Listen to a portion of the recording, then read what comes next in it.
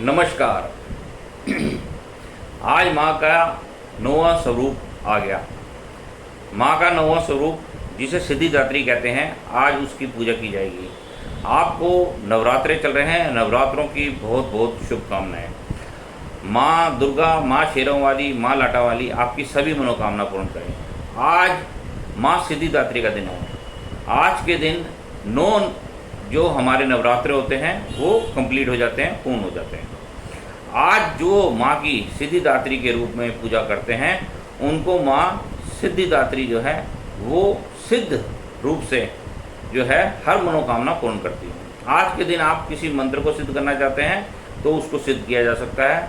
माँ की जो 9वें रूप की पूजा होती है, नवमी की, वो आज पूजा की जाएगी घर में। जैसे लोग अष्टमी को पूजते हैं, ऐसे ही नवमी भी पूजी जाती है। नवमी को सुबह उठ करके आप माँ की जोत जगाएं, माँ को तिलक लगाएं और माँ को हलवा, पूड़ी और काले छोलों का भोग लगाया जाता है। एक नारियल भी माँ के अर्पित करें। घर में जैसे अष्टमी को आप कंजक पूजते हैं, ऐसे ही नवमी को भी आप कंजक पूज सकते हैं। कुछ लोग नवमी को पूजते हैं, कुछ अष्टमी को। अगर आपने अष्टमी को पूजा नहीं करी तो आप नवमी को पूजा कर सकते हैं। आप नवमी को घर में कंजकों को बुलाएं, छोटी कन्या को बुलाएं, 10 साल से छोटी कन्या को, और उनका पूजन करें। उनको रोली का तिलक लगाएं, मोली बांधें, उनके पांव छू करके आशीर्वाद प्राप्त करें और छोटी कन्याओं को हलवा, पूड़ी और छोले का जो है प्रसाद दें। उस पर जो भी यथाशक्ति आप दक्षिणा रखना चाहें वो रख सकते हैं।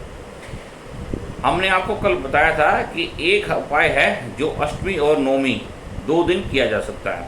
वह ऐसा उपाय है, अचूक उपाय है, जिसके करने से आपकी सभी मनोकामना पूर्ण होती हैं।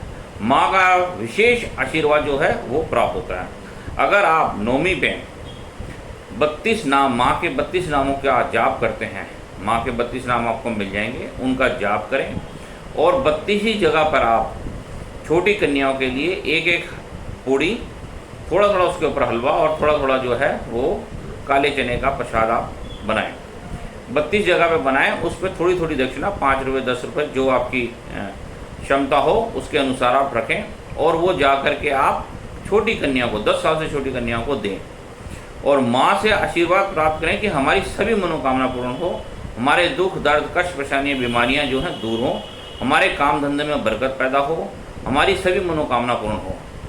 अगर आप इस तरीके से करते हैं तो आपकी सभी मनोकामना पूर्ण होगी। और जिन कन्याओं का विवाह में दिक्कत आ रही है, खासकर कन्याओं के विवाह में जिनको दिक्कत आ रही है, अगर वो ये उपाय करते हैं तो उनका विवाह अतिशीघ्र हो जाएगा और उनको जो वर प्राप्त होगा वो भी बहुत अच्छा प्राप्त होगा, क्योंकि माँ का आशीर्वाद इस दिन आपको प्राप्त होगा। आप इस उपाय को करें और आप जीवन में परिवर्तन देखेंगे, चमत्कार देखेंगे, अपार धन दौलत आपको प्राप्त होगा।